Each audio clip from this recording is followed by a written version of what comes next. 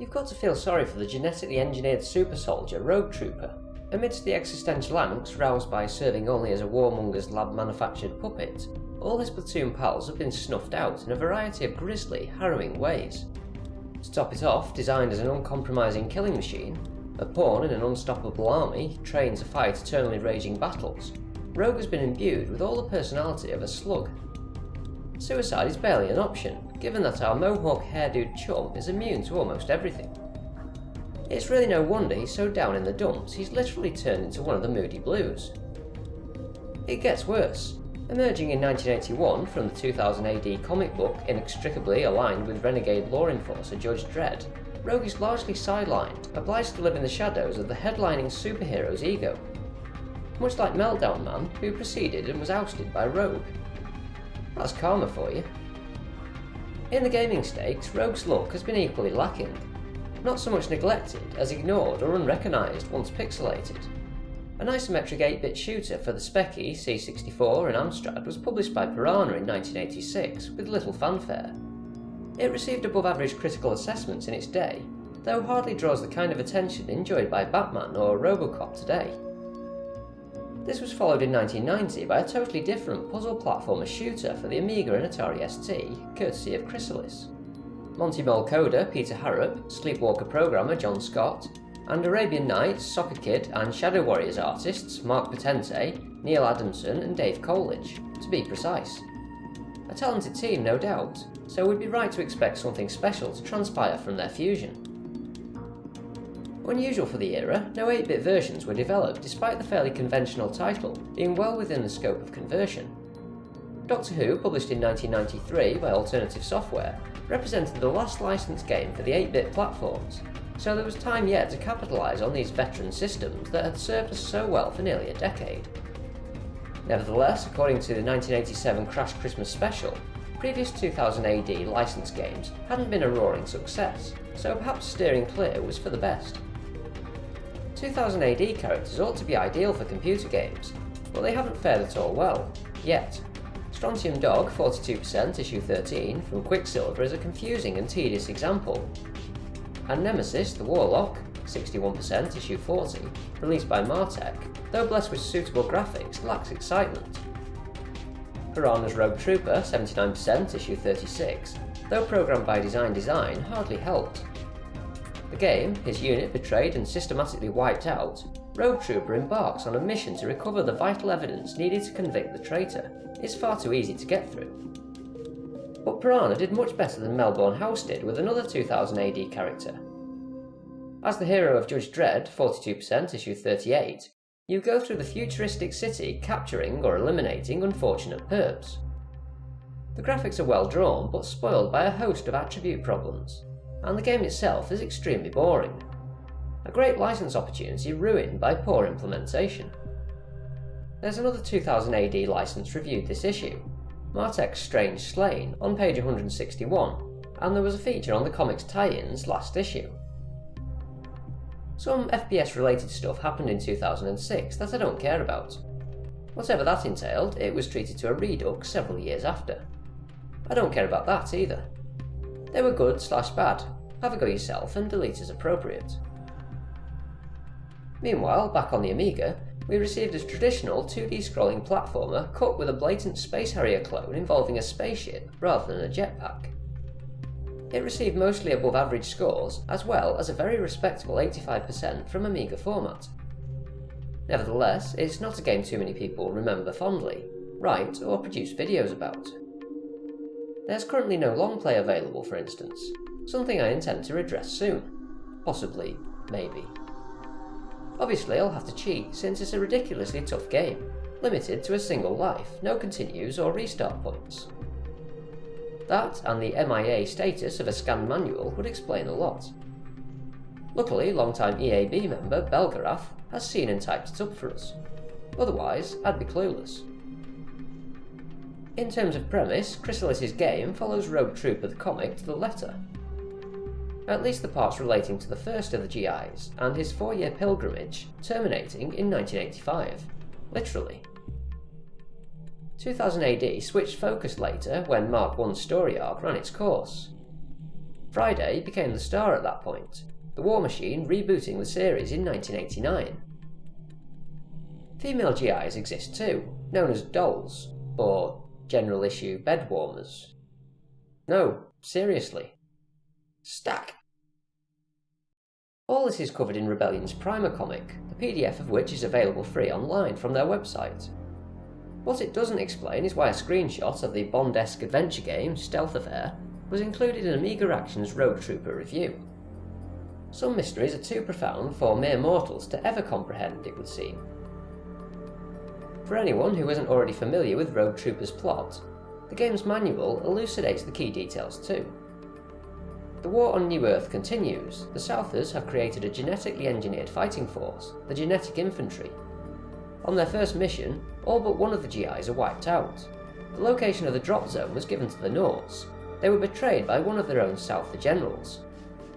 The surviving GI rescues 3 of his buddies' biochips, which are attached and become part of his weaponry. Our GI turns rogue and has to fight both Southers and Nords in his quest to find and kill the traitor general. This pivotal event is known as the Quartz Zone Massacre in New Earth lore.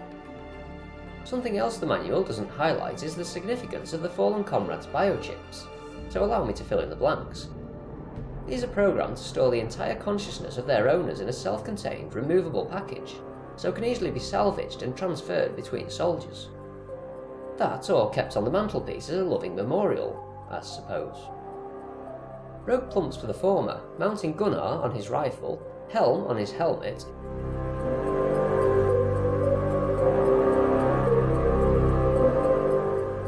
and Bagman on his backpack. Do you get the impression the scriptwriters were short on time? Or maybe they were going for the predestiny angle and decided against subtlety.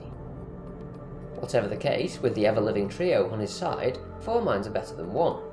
They're now on standby to aid Rogue in solving whatever puzzles he encounters. And he will, this being a puzzle platformer. Don't worry, they're not exactly Mensa material. Mostly just the usual switch flicking and keycard door accessing malarkey. This will stand us in good stead for disabling electrified floors, or force fields, breaking into secured zones,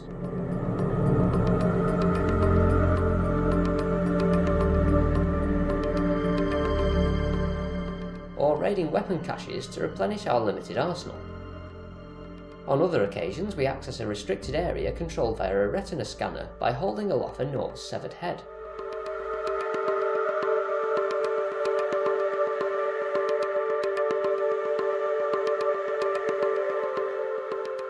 Or kick in a cupboard to find my first weapon, a knife.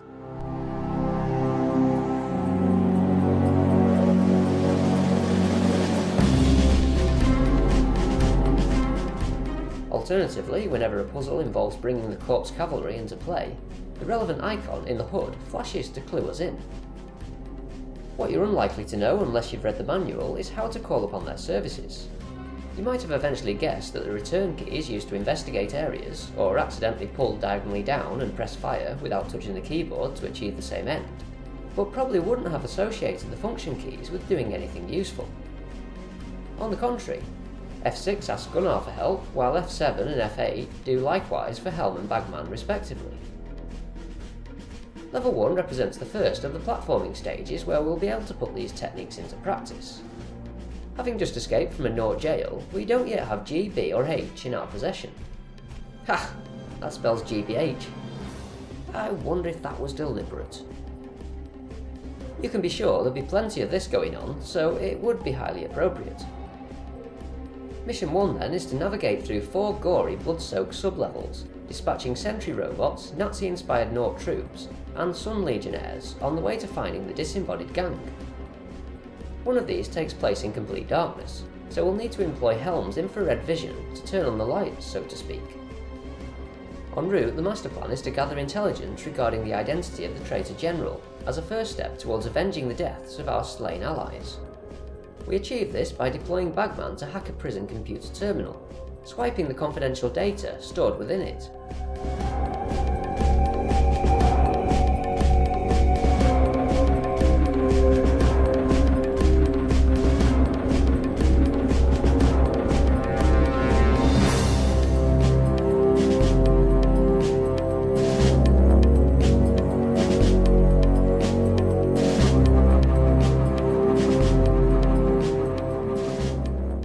prison sky high with carefully planted TNT, thereby breaking all the chem seals and poisoning the crew, is our parting gift to the Norts. You'd hope this would minimise the number of surviving enemies in a position to trap Rogue into the next leg of the journey. Don't bank on it. If we fail to lay 4 sets of explosives beneath the lookout windows at opposite ends of the screen, we're stuffed. Up against the clock, these must be in place by the time we reach the docking bay exit. Otherwise, no amount of pushing against the totally open portal will allow us through.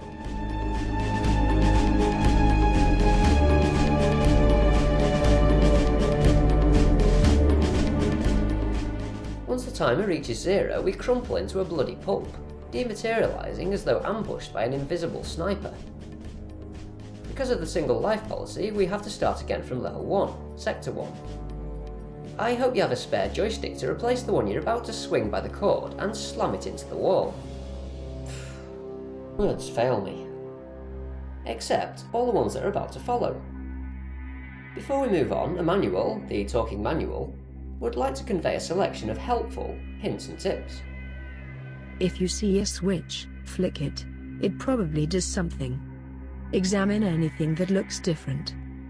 Avoid floor mines. They hurt. Avoid electric floors. They are shocking. If it moves, kill it. If it doesn't move, kill it before it kills you. Use lifts to go up and down. Generally kick butt. They deserve it. There, now you're an expert like me. One thing to note if you're planning to cheat or training your way through this is that certain mortariferous obstacles will still kill you, like the landmines and electrified force field beam walls, for instance. Shocking, I know. No one expects a trainer to swindle them. Unfortunately, there are no built-in cheats, so it's the best we can do for those of us who aren't superhuman gamers. Level 2 constitutes a flying 3D third-person shooter very similar to Space Harrier. Fleeing the demolished prison via the docking bay on whatever hoppercraft we can lay our hands on, we must head back to the south of base to confront the double-crossing perpetrator of the Allied Army massacre. Only, to do that, we must first intercept the prison commander's ship to nab his IFF, Identification Friend or Foe device. This will allow us to hijack a Nort spacecraft in order to complete the remainder of the journey back home. Here we must destroy anything in our path as well as the commander's ship, while dodging any projectiles likely to result in our obliteration. Points are earned for smashing enemies to smithereens, and these can in turn be exchanged for various upgrades in the shop, such as shields or invisibility, so it's in our interest to slaughter everyone we encounter. No questions asked, especially since the top prize is a snazzy new ship. Rather inconveniently, the only weapons dealers in town are a couple of amoral professional body-looting scavengers who aren't big believers in customer satisfaction. They'll switch allegiances in a heartbeat, depending on who has the chunkiest wallet. It's a bit like relying on Jabba the Hutt for your survival. Several new control mechanics, each operated with a less than obvious key, come into effect here and are worth mentioning. F3 alters our ship's display panel, F5 swaps between normal and inverted flight, why you'd want to is another matter, while the spacebar fires our rockets, assuming they've been installed. Anything to add to manual? Upgrade your ship as much as possible by buying spare parts from Bland and Brass. Do not trust Bland and Brass. Avoid enemy fire. Make certain all your equipment is compatible. Bland and Brass will sell anything for a profit.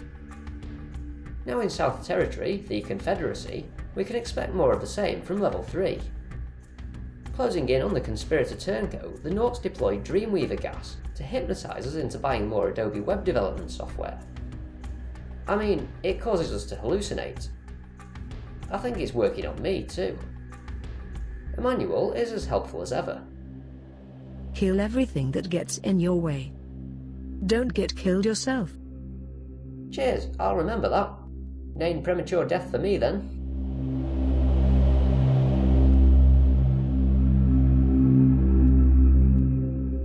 Back on terra firma for level 4, we approach the south of base on foot, yet having gone rogue, are treated like any other invading hostile force. Speaking of which, the Norts have exploited the disorientating situation to mount their own simultaneous offensive. In the midst of the chaotic melee, we must breach the Allied defences to deliver evidence of our superiors' collusion to the Souther High Command to ensure justice is served. It must be, we're the good guys, a hodgepodge homage to the Southern Confederates from the American Civil War and Allied forces of World War II. Naturally, we do battle with the Northern Unionist, Nazi, malonged enemy army. A manual tells us that our technology outflanks that of the fascist Nords, so we have the upper hand. South side, yeah! What? That's just what they say. Anything else we should bear in mind, oh wise one? Solve the puzzles. Expose the traitor general. Be a hero. Brilliant. The last quarter of the game practically beats itself with you in our corner. All we need to do now is track down the traitor general and deposit some heavy-duty explosives where the sun won't discolour them. That's apparently how it all goes down, according to the manual at least. I wouldn't know personally. I eventually mastered level 1D, or whatever you want to call it, only for the game to freeze irrecoverably before being whisked away to the fantasy zone. I was jolly annoyed, as you can imagine. Had I bought the retail package during its inaugural run, I could have consoled myself with some very enticing bonus freebies. 13 issues of 2000 AD Rogue Trooper strips. Given the comic cost 40p per issue in 1990, that's a massive saving of £5.20. What more could you want? How about the chance to win some original Rogue Trooper artwork drawn by one of the comic's co-creators? In conjunction with Ace magazine, Dave Gibbons went on the promo offensive, offering one lucky reader the opportunity to take home a genuine collector's item, plus 10 copies of the game for the runners-up. Despite their well-meaning endeavours, 2000 AD's much maligned Blue Warrior was a no-show in the sales charts, consequently only occasionally making a guest appearance on eBay today. It's not difficult to see why. Rogue Trooper's platforming stages are hindered by the need to solve puzzles to make progress, and these are generally tackled by randomly poking scenery or calling upon the help of our compact confederates at every possible opportunity. Little indication as to what's required is offered, so there are no aha eureka moments to satisfy our sense of achievement. Without the puzzles to pad out the proceedings, the game would be over in 10 minutes, while the physical aspects of these stages are anemic without them, so couldn't hope to carry the game alone. Wedged between the main events, the diluted, sparse Space Harrier sections are merely interludes used to explain how we've travelled between two opposing bases. They're no substitute for the game that inspired them. As derivative as Rogue Trooper is, each gameplay style is executed competently, and the artists make a decent stab at conveying the macho, intense vibe of the cult comic book. Although the music is nothing like that of the Pulp Fiction original, haha, any die-hard fans of the character should appreciate the overall effort expended. It's not as if we've been spoilt for choice over the years, making the infuriating design mechanic machinations marginally more bearable. Enough to keep you plugging away until the air, or your face, turns blue with rage. With the comic strip's regular run having apparently been cancelled in 2014 owing to similarly underwhelming sales, Rogue now only makes sporadic guest appearances in 2000 AD. Let's hope the silver screen movie adaptation announced in summer 2018 enjoys a more encouraging reception. Given that source code director Duncan Jones is at the helm, ho ho, how appropriate, etc., the future's looking decidedly more rosy than Rogue's complexion.